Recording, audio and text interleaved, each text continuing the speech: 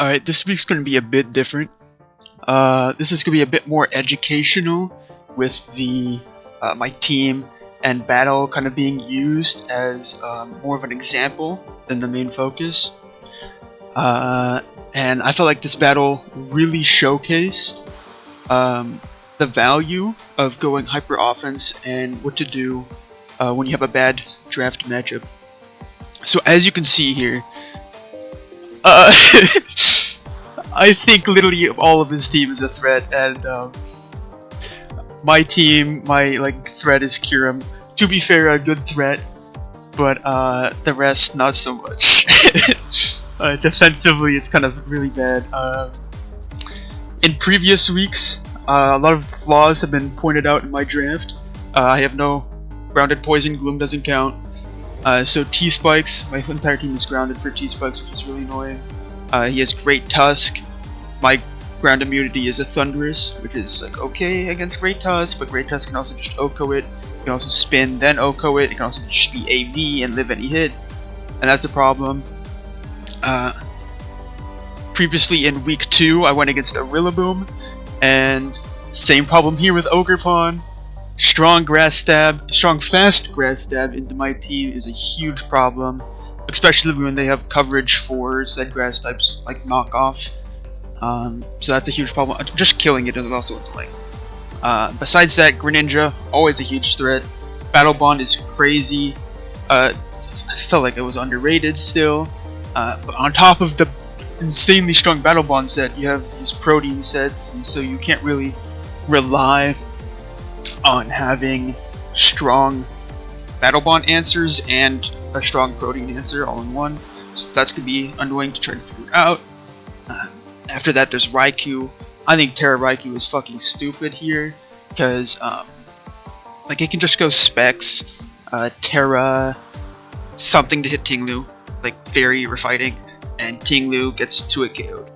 And that's not good. And besides that, it's really fast and bulky. The only thing that outspeeds it is Deoxys speed, and Deoxys speed is not the strongest, so Raikou can live any hit from it. And besides that, my Scarf options for that would be Kiram, which if I'm using Kiram as a Scarfer, the game is already lost, I think. Quaquaval as a Scarfer, I don't like using Quaquaval as a Scarfer, and Goldango is special, and so Raikou can just set up on that. If it has a Calm Mind already, Goldango is not stopping that. And Scarf Goldango in general here. If I lock into... Even if I lock into Shadow Ball, Raikou can still Calm Mind on me, live the first Shadow Ball into the next Shadow Ball, assuming he doesn't get a drop, and he's just perfectly fine, and then chaos. Besides that, he also has Iron Boulder.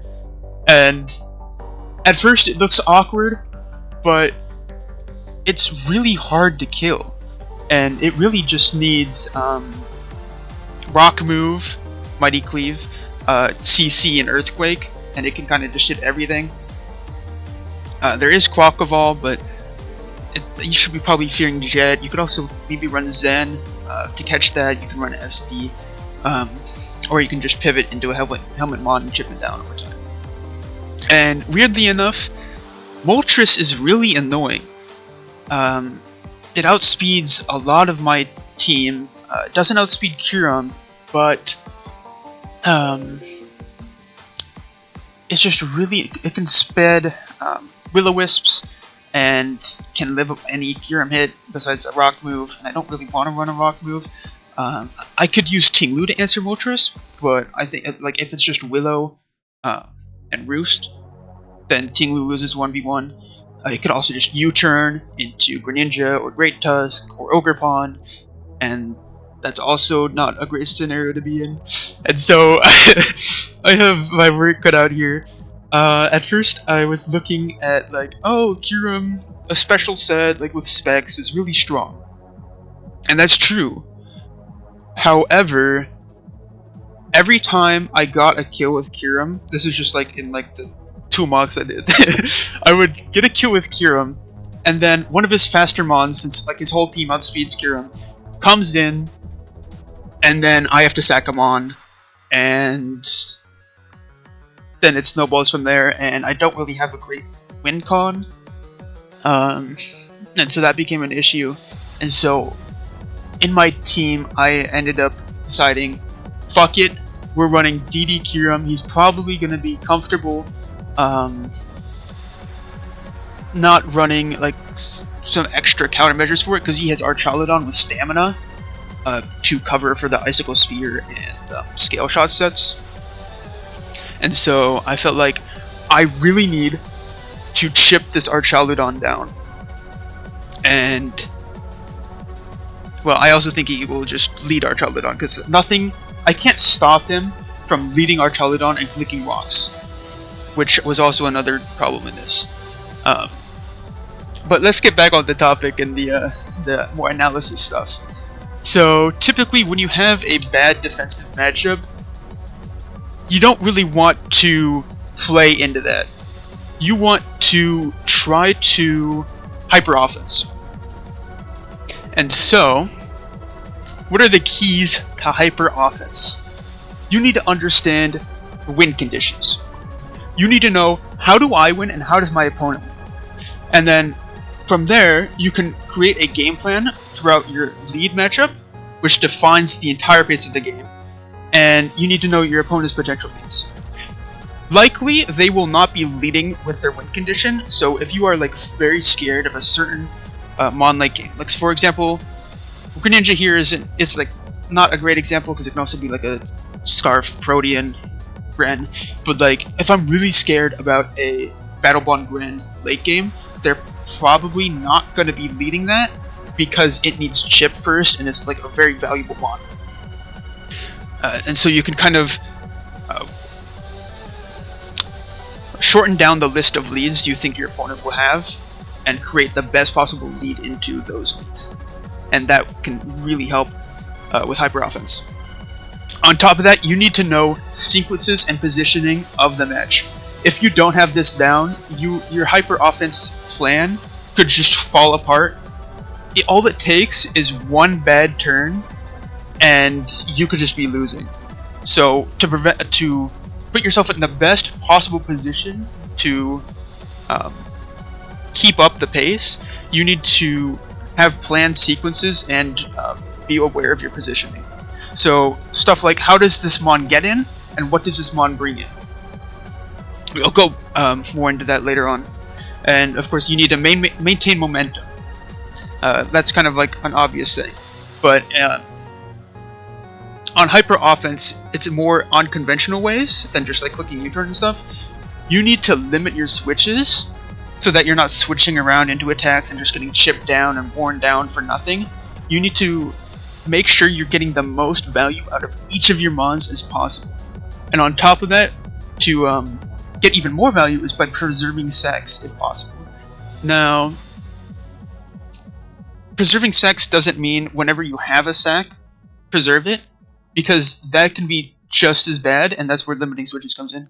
Like for example, if like, I guess it'll probably come up later. And then you also need to get positive trades. Now what do I mean by positive trades? It's stuff like 2-for-1 trades, trading 1 Mon for 2 Mons. That's a lot of value you're getting out of your 1 Mon by taking 2 Mons. Now there's more unconventional positive trades where like you're trading 1 Mon for like chip on a certain Mon, and we'll get into that later. So to start, the main win condition. This is most likely one of the best Mons in the matchup, and it's typically a setup Mon or just a very fast Mon. Now, in order to support your main win condition, you need to figure out what Mons can this Mon set up on. And so for example here, this Kiram, it's sub DD Icicle Sphere Terra Blast. Now the idea here is with Terra Ground, I have plenty of opportunities to set up on Great Tusk. I can set up on Iron Boulder, I can set up on Raikou, I can set up on a Will-O-Wisp Moltres or U-turn. I can sub on that and outspeed. I can also sub on G-Weezing and live a Strange Seam. My sub lives a Strange Seam so it doesn't get broken. And I can also live a Archaludon Dragon Tail if he goes that bulky set, which is a very likely thing he does. I think it also lives Body Press. What else was there? But yeah, you need to find opportunities to where you can get this main win condition in, and you use the rest of the team to support that. Now, how do you support that? You can support it with other setup targets. You can also have mons to bring in said mon. So like, if I want Kyurem to set up on G-Weezing, then I need a way to get in on G-Weezing. So how do I get in on G-Weezing? Well, I can U-turn with Pokeball into G-Weezing. I can use a mon to bait in G-Weezing like Pokeball and then just double. I can do stuff like that. So you need to have some way, and that's where the positioning and sequencing comes in, is you need to get a certain mon in to then bring in your main win condition. And then on top of that, you need to chip necessary mons. So what mons does this Kyurem need chipped? This Kyurem could need a bit of chip on Great Dusk. I think Icicle Spear, if it's like 2 hits, doesn't kill. Greninja, I'll need a little bit of chip, or I need to get 2 DDs. Archelodon, I need like a ton of chip on, especially if it can come in on the Icicle Spear and get the stamina boost, and then it's just like, okay, Kyurem's over. So I need to be really careful around Archelodon. What else could there be? Some kind of Scarfers. So something that can outspeed a +2 Kyurem is nothing on his team. So I don't have to worry about that. What priority does he have? His priority doesn't exist, so I don't have to worry about that. So that's all things to keep aware of, is how can they stop my main win condition. Now, on top of that, you should have a backup plan, because going all in on one mon is incredibly risky, and you really want to be flexible. And so you can have a backup plan with secondary win conditions and cleaners, and we'll get into that stuff later. Now, I was convinced that he is leading Archelodon and just getting rocks up early. So I couldn't really do anything about that, which is why I was very... what was it? Early on in my builds, I was loaded dice on Kyurem, but I changed to heavy duty boots because I could never keep rocks off. He's leading rocks Archelodon, and there's nothing I can do about that. So I really wanted to anti-lead Archelodon. So let's get into that. The hazard leads, well, there's 2 types of leads mainly. There's hazard leads and there's anti-leads. Hazard leads, you lead early, you put on some pressure, and you get up your rocks, or you're just like a sash rocks lead, like you see in like DPP, where like there's a lead as elf with sash, rocks, and then suicide lead with explosion. Now, besides that, there's anti-leads, which can be literally everything else. They deny or punish hazards, which is what my Thundurus here is doing. Or if I had taunt, I could taunt and stop rocks. But the idea with this Thundurus is to OHKO the Archelodon with Focus Blast. And then, bam, Archelodon is chipped for Kyurem or gone. But it also covers other potential leads. Other anti-leads include lures, which are very important. Lures can be something from Sash, so like you can just run a Sash lead and get an unexpected live and then kill something. You can be an unexpected Scarfer, so like I could maybe catch, what would it be? I guess Iron Boulder, and I have a Scarf Pokeball lead into Iron Boulder, and I surprise kill it. I remember one previous game I ran like a Scarf Rhyperior to get to lead Empoleon, and it worked, and I popped off. So stuff like that.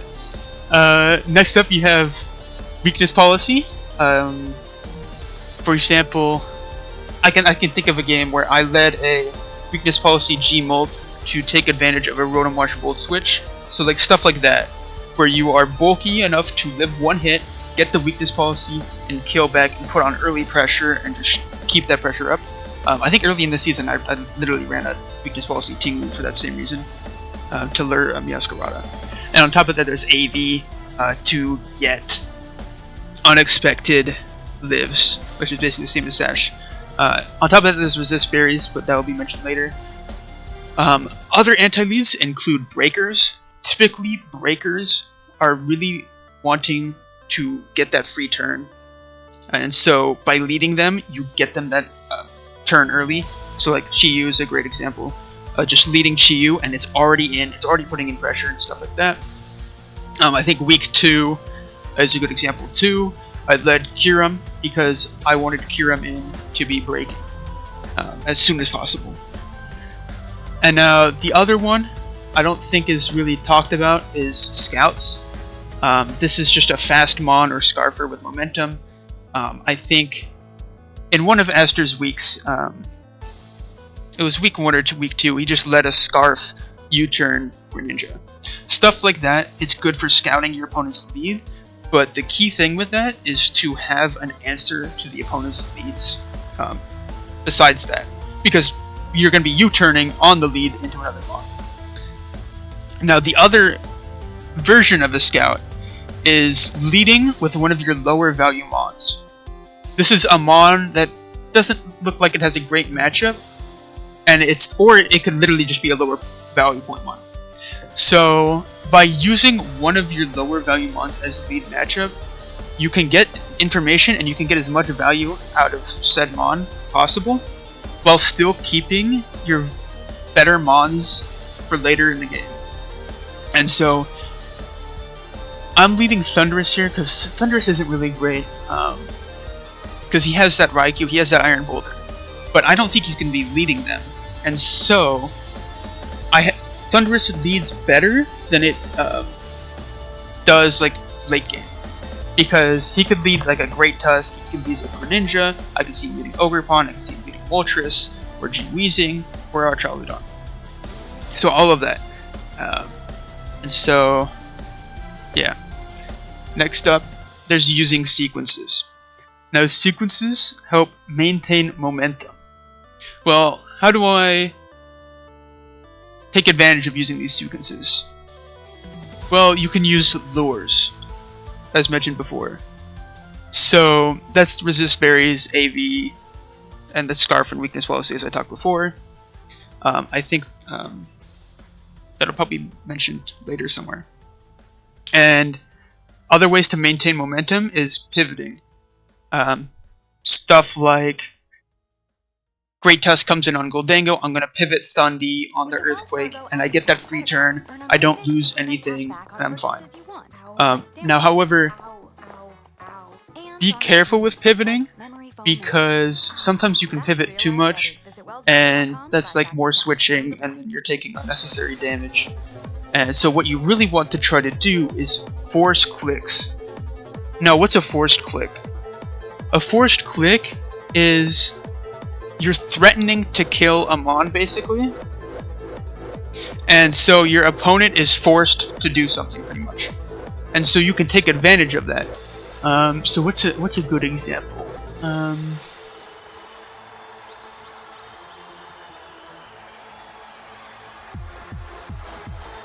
I guess Gren versus Ting-Lu, maybe?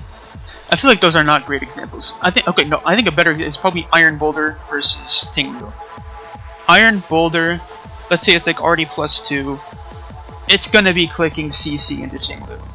So you could pivot your Scarf Goldango on the CC, and then you can outspeed with Scarf and kill it. Stuff like that. And now, on top of pivoting, there are eject buttons.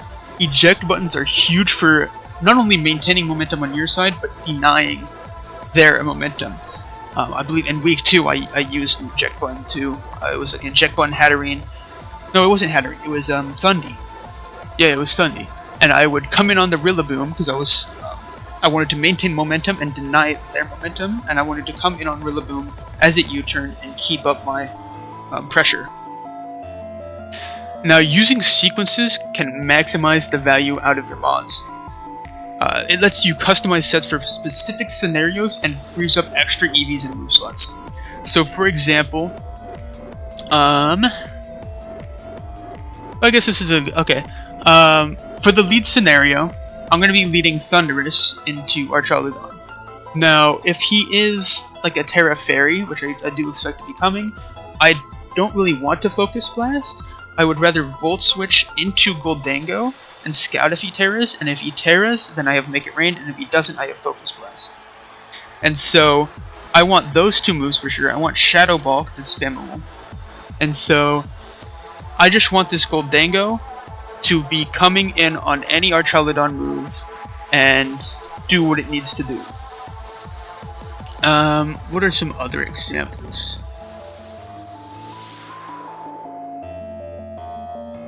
I think there's probably some later examples I can show.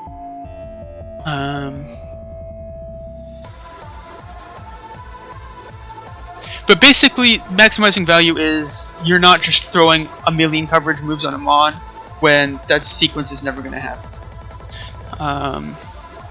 There's a lot of pretty obvious. It's like running.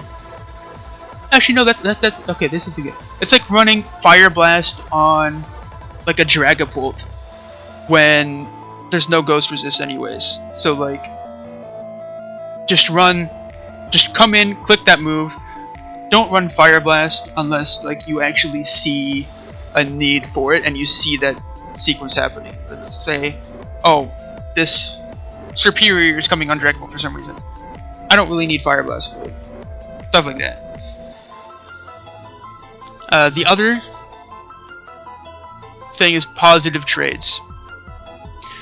With positive trades, you want to make sure you're making more progress than the opponent.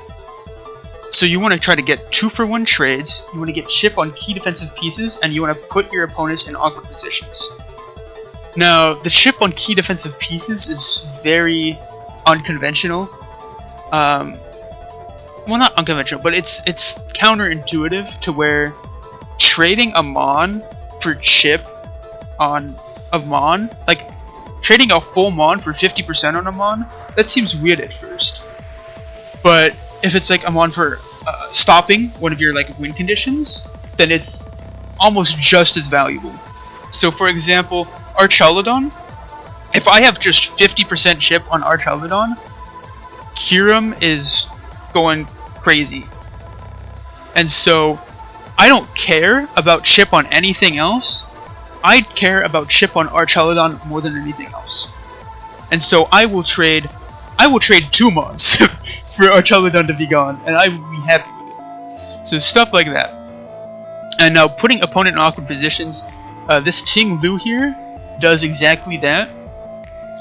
It can live any hit from anything on his team, and for example, if I can get in on Raikou, he's kind of forced to attack, and then I weakness policy, and now he's forced into going a Greninja or Great Tusk, and then he's then forced into clicking like Hydro Pump or CC, and then I can plan around that with future Mons. Is there another good example of awkward position? Oh, actually no. Back to week 2 against Okabina. The whole goal there was leading this Kyurem set that subs up, clicks moves, clicks protect, and puts him in an awkward position. And so basically, my goal that matchup was to get Kyurem in as many times as possible, get behind a sub if possible, live any hit, and just keep getting damage and chip. And so I think that's a good example of that. And another way to get positive trades is using lures. Lures could literally have a video on itself. I know Genius X made one years ago, but I think it's hidden or something. But lures include using resist berries, soul fist, all the stuff I mentioned before. Stuff like that. Lures can really help with positive trades. You can go from losing your Mon versus, like, if I went Colbert, Goldango, Focus Blast. Goldango, instead of just dying to Greninja Dark Pulse, can now stay in, take the hit, and then Focus Blast the Greninja and kill it. Stuff like that. Those are absolutely game-changing, depending on if you can pull them off. Now let's go to the next Mon, and this is to make sure you know your enemy's win cons. So how can the opponent win, and how can I prevent them from winning? You can prevent your opponent from winning with Revengers. That's usually Scarfers or Priority. That's absolutely essential in this metagame. Lures, yet again, proper positioning to deny, let's say, your opponent has a Terra Latios, and if it gets a Calm Mind for free, you lose the game. You need to position yourself in a way to where you can deny Latios from getting a free Calm Mind. Stuff like that. Besides that, just having natural bulk. So, Ting Lu is a great example. Ting Lu can basically just live any hit and then kill back. And so it's a great stopgap to a lot of offensive threats. And so here I have my Quackavall. This is for Aster's Greninja. Currently looking at my team, Battle Bond Greninja has a lot of opportunities where it can come in and get a kill, like against Goldango, Ting Lu, and Thundurus. And so if it gets a kill and gets that Battle Bond boost, everything's dead. So I need some way to stop that, and so I have AV Quackaball. And this lives any hit from Greninja and can kill back. I believe it could also, if it's Chople, it might live CC. I remember having that happen before, and that was annoying. So I have Facade for G-Weezing and Moltres, because this can also be one of my secondary win cons if I get some Aqua Steps off and get some chip that I need. And this also needs chip on Charlotton. But speaking of secondary win cons, that's where this last mon comes in. Now typically your secondary win con is yet again a setup threat or a fast cleaner. This should be supporting the main win con or cleaning up after the main win con. So if both of these mons are scared of Charlotton, you can use like one of them to chip it or remove it, and then the other one is now better because it doesn't have to deal with Charlotton now. Secondary win cons are absolutely essential. As I said earlier, going all in on one mon is incredibly risky and punishable. So having secondary win cons provides flexibility to your game plan. And so if your opponent, let's say, like over prepares for DD Kyurem, let's say they have like 5 Scarfers that all have speed Kyurem and stuff like that, having the secondary win cons can basically just save the game for you. And so here I have Dio Speed. If for some reason this DD Kyurem doesn't get those opportunities to set up that I wanted, I have Dio Speed to pick off and clean late game. And so I have Psycho Boost, Focus Blast, Grass Knot, Nasty Plot that hits his whole team. And I have Citrus Berry to, I believe it was, live.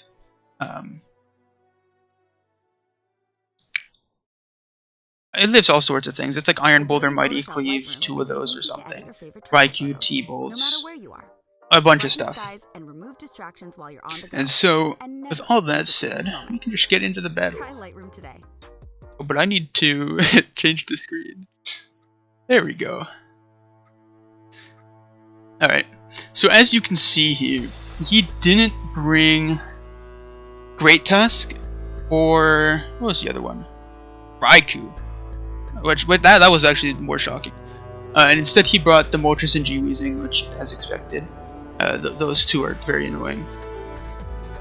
And let me get the Terras here. I'm leading Thundurus. I expect him to lead Charlotton, and he does.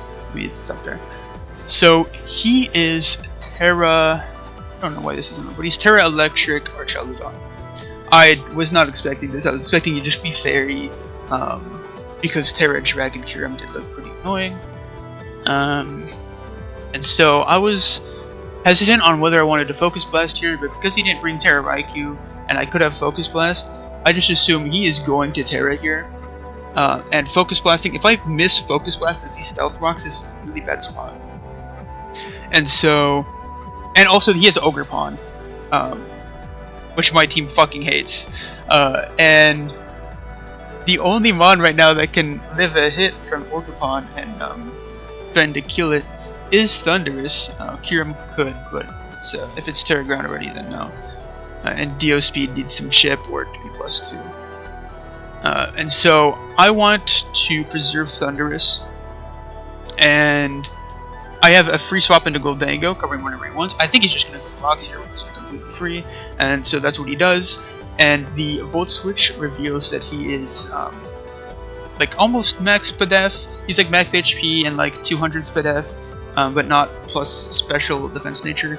And so I'm just going to click Shadow Ball, and he stays in, and that's insane for me because now Kyurem looks absolutely insane because the one main check I was worried about was this Archaludon. And so I get this chipped.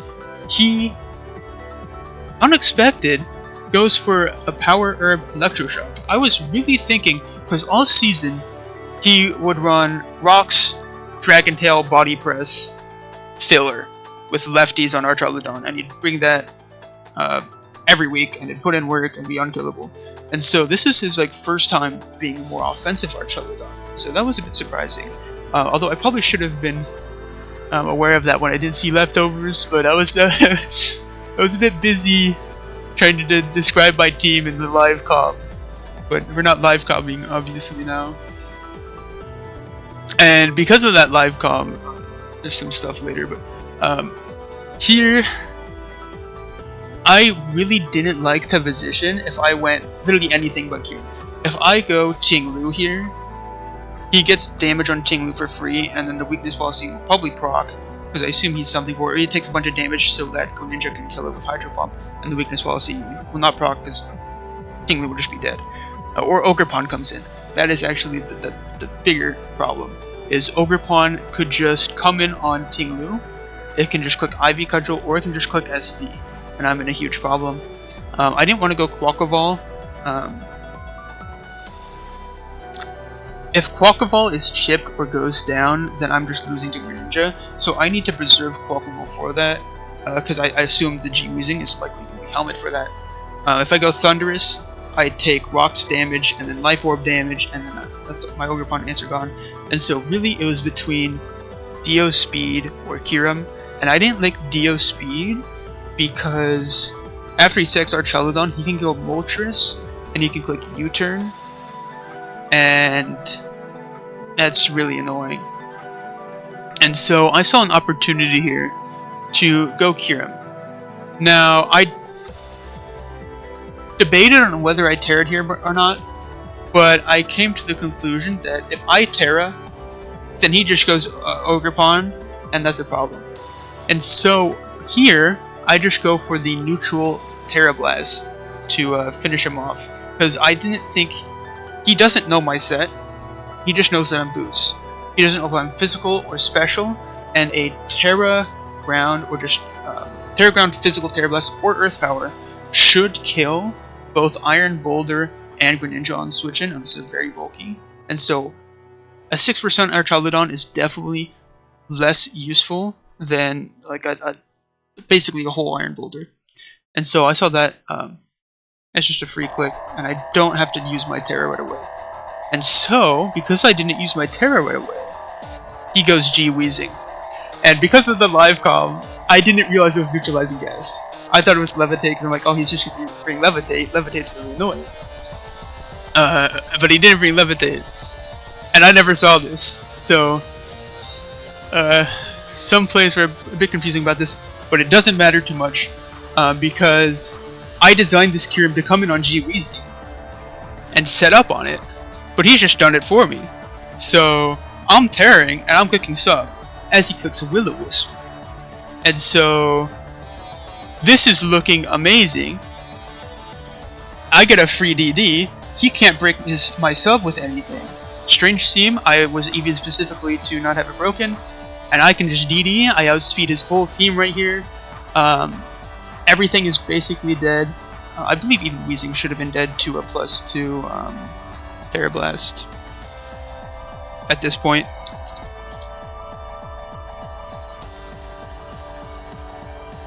Most of the time. So I could have just killed it right away. But I'm blind. And actually, I think if I got the +3, then Moltres is probably dead to Spears, but at this point I can just keep subbing. I want to have a sub up to cover in case his Greninja is Water Shuriken. I didn't think he'd be Specs Water Shuriken. I don't think he's run Water Shuriken this whole season. He's been like, he's been Scarf Gran, he's been like some SD Gran, stuff like that. He hasn't really ran Water Shuriken, and in this matchup, Water Shuriken isn't at play either, unless you're specifically expecting Terragram Kyurem. But I was worried about it because that's like the only way from this position that he can win this game, basically. Unless I get really unlucky, it's just Moltres. It's like Fizz Def, Moltres. But here, I probably should have just gone for the extra DD. Or gone for the Terra Blast, but I'm blind, so whatever. And I'm just gonna sub again. He's just gonna Strange Stay. This is whatever. I could probably speed this up. But needed a drink. Alright, now he brings out Moltres. I'm just gonna Icicle Spear. There's no reason not to. I almost killed him with 4 hits, but he's just gonna U-turn Breaks Up, and he's gonna go Greninja. Now here, I outspeed Scarf Greninja at +2. The only way he can kill this Kyurem is with Water Shuriken, and so I was like, he's not gonna be Water Shuriken, but there's no point in saving Kyurem here. And so I'm just gonna Terra Blast. However, he is Scarf Greninja and outspeeds. And my greed is a bit out of control. This Kyurem was not for max speed Scarf Greninja. It was for, I believe, Scarf Greninja and Boulder creeping max speed superior, as you can see here.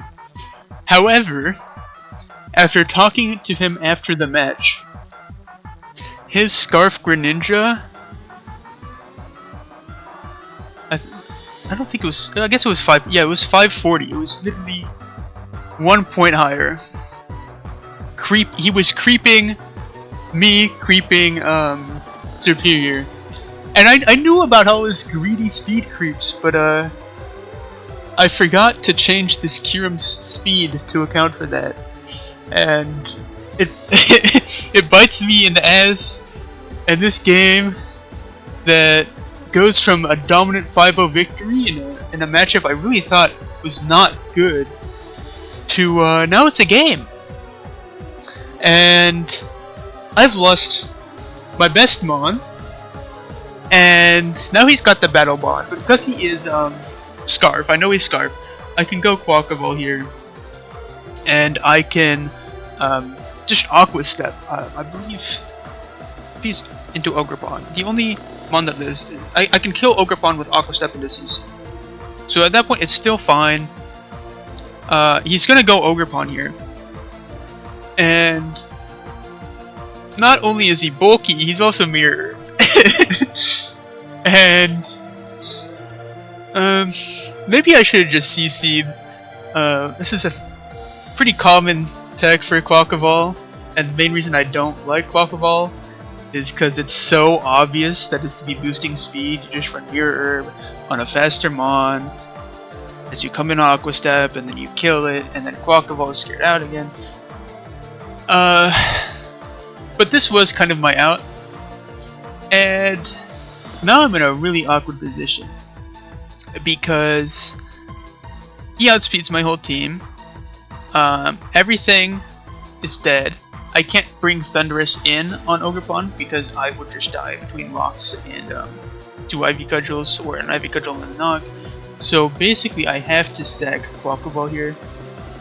I guess arguably I probably should have clicked Aqua Step first and then CC, but it doesn't matter because he's Horn Leech, and he just keeps tagging.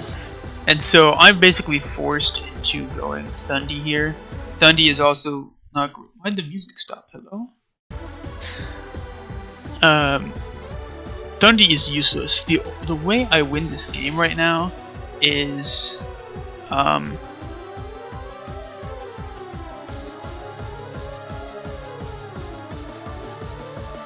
Yeah, that's a good question. That's a good question. How do I win this game with him? He basically has to sack Gren, and then I win with Ghost Speed or something. But he synthesises with the Ogerpon. I get lucky, and Sludge Bomb Poison. He's just gonna go Boulder. I guess here... Maybe I should have gone Ting Lu here, actually. Then I would have a sack later. Yeah, that was probably the play. Because does Dio Speed live a Ninja? Choice Scarf. No, okay. No, I needed Ting Lu's health for Ninja, I guess. Because if I go Ting Lu here on Iron Boulder, and it CCs afterwards, then yeah. No. I don't know how I was supposed to win here. I lost Kyurem because of greed. So that's actually the lesson here, not this shit. Hyper offense? No, the real lesson is don't be greedy. I didn't get punished week 2, but now I'm getting punished, and it's turning this 5-0 victory into 80s Megahorn. On top of that, it's turning this 5-0 victory into a pretty rough loss. Yeah, and it's just over U-turns and into Moltres and get the guaranteed win. That's tough. At least it's only a 1-0 loss, but to go from what could have been a 5-0 win in a matchup that I thought was almost unwinnable, unless I guess it's not the case. I just need to talk about Kyurem. When there's a Kyurem, there's a way, I guess. But this matchup really pointed holes in my team, and so I was already Serp has not come to a single game since week 1, and I looked at his future matchups, and it's not that great. Thundy is just so weak, and if I want to run those acro sets, which are like its best sets, I feel like, just the acro pivot, I need no item, which means I'm taking rocks damage, which means I need to keep off rocks, and I'm kind of not doing that, and so that's really a struggle. And these faster mons, Thundy is so weak that it doesn't kill. I play a Terra Enamorous coming up. I play a Garchomp. I play like a Chien Pao and an Excadrill and a Gouging Fire and a Zapdos. And all those future matchups, Thundurus looked terrible. But if I wanted to replace Thundurus, then I need some other speed in order to take care of those Enams, those Garchomps. Oh, I would also play Rai and his Dragapult, Alolan Ninetales team. And so I was looking at the board to just look for some kind of mon that could be fast and could take care of the mons like Enam, Alolan Ninetales, Garchomp, Gouging Fire, and I saw for 13 points, cheaper than Thundy Eye, there was Ogerpon Cornerstone. Now, I never thought about this guy at all. He's the worst Ogerpon. Well, maybe second word, I don't know. Something like that. But he seemed very mediocre because if you look at his type resistances, he's got 2 resistance, that's electric and normal, and he's weak to a million other things. Now, on the other hand, if we... let's just go over here. If we look at its stats, on top of being fast, it has really good natural bulk. On top of sturdy, which is another thing on its own. But that really good natural bulk combined with its speed can basically mean I can design Ogerpon to live hits from basically anything. And so that's gonna be really useful. And it's also stronger than Thundy. It does have like less attack, but the combination of moves and utility is just better, because to beat Thundy you just go Terra Electric and it can't touch you.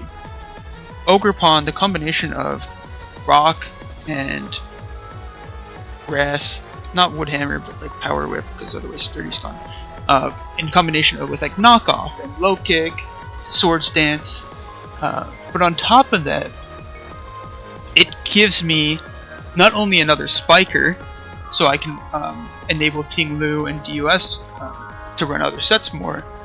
It's a fantastic lead into matchups like this matchup in particular. If I had an Ogerpon instead of shitty Thundy Eye, I could have handled this Archaludon probably better. Maybe. I guess it does have Steel Move, but it gives me this Mon that will guaranteed live one hit. I can get up hazards, I can deny hazards, or I can get damage I really want.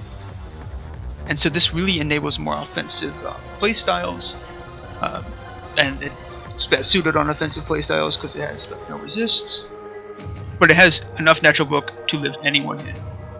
And on top of that, one thing my team was missing was fast Encore. Encore is a broken move, and my team did not have that, and it was noticeable. That's all I really have to say about that.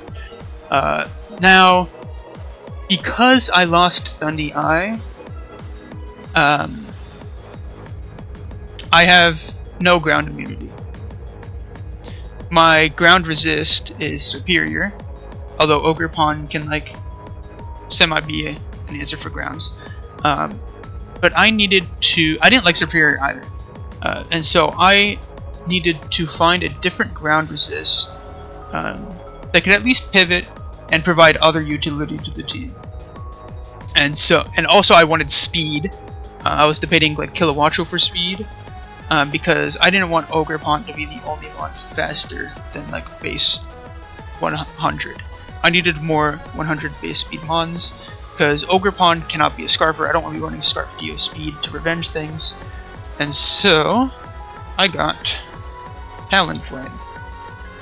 It was pretty cheap.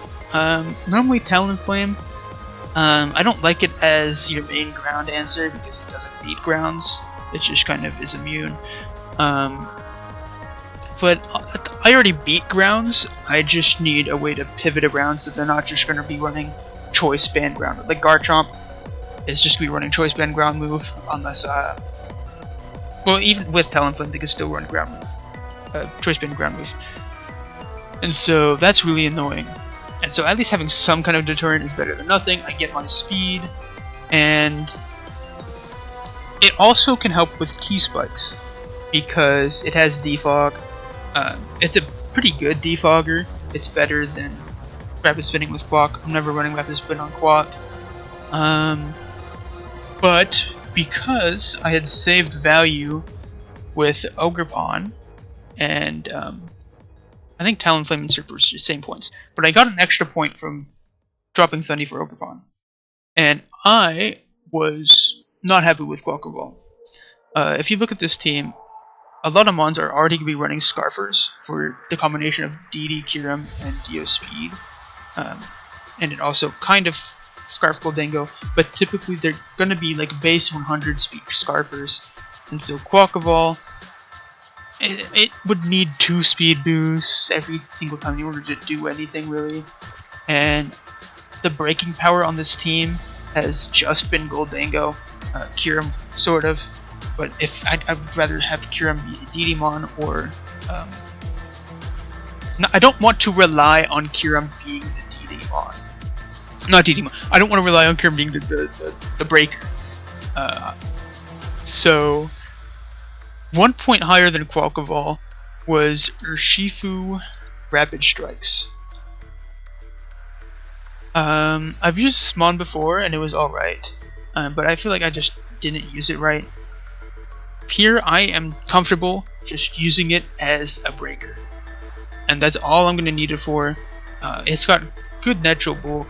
Where's the bulk? It's like 100, 100, and that can sort of help against grounds.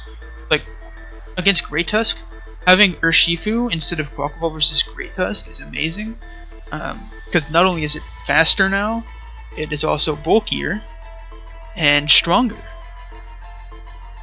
So I'll take that. But also, it is a Scarf option if absolutely necessary. I really didn't like using Scarf Quackball. It feels like a waste. But Scarf Shifu can at least be a bit more. It feels less like a waste. It's also a stronger Aqua Jet, which is nice. That's another thing. My only priority on this team is E-Speed DOS, Aqua Jet Shifu, and now Braver Talonflame. And so I did get more priority out of this. I guess Ogerpon Quick Attack, that's not a thing. And with my last transaction, I was not looking at Gloom or Flareon at all. These guys didn't have great matchups coming on. Dropping Gloom, I do lose my grounded poison, but I feel like I could handle that. Because in my upcoming matchups, only one person has T-Spikes, and that is Rai, who has a Quillfish. And so, if he's bringing a Quillfish for T-Spikes, I can just handle that. And I also have Talonflame default if absolutely necessary. And I was basically looking for the best mon in the 2 or 1 point tier, and I settled on Go-Goat. Now, I think this mon has some good options. It has bulky milk drink, like bulk upsets that it can run. So at least there it's nice. Looking at like AsterJ team, for example, it'd be really useful against Great Tusk, Greninja, Ogerpon, and Raikou, and even Iron Boulder. So there, it's pretty useful there. And having Roar back, did it even have Roar? Reason for Gens, I don't know, I never used Go-Goat. But having Roar is at least nice. Because on this team I but a lot of times I will have hazards, typically spikes, up at the very least, and so I could roar them around. And that's basically about it. It's a secondary ground check that has some promising matchups that it could come to. And one synergy I really like between these two, in a future matchup, not just in a future, but in future matchups, the combination of Urshifu and Ogerpon. Urshifu bringing in Ogerpon to click Ivy Cudgel, because these future teams don't have great rock resists, is pretty nice. And so I think this team, it has 8 usable mons and a Go-Goat. Maybe Go-Goat can prove me wrong, but yeah, that's the team changes for the upcoming week 5. In the future, if you liked these for what was the word? Teaching, I guess, educational team builders with like the battles team builder kind of secondary kind of thing to like support the idea, or if you just even have more questions about the stuff or want me to do specific topics, I will do topics if they relate to the battle in some way. Otherwise, it's kind of hard to segue that. But yeah, if you want to see more of this, if you like it, let me know, and I'll see what I can do about that. And with that said, that's all. I'll see you guys next week.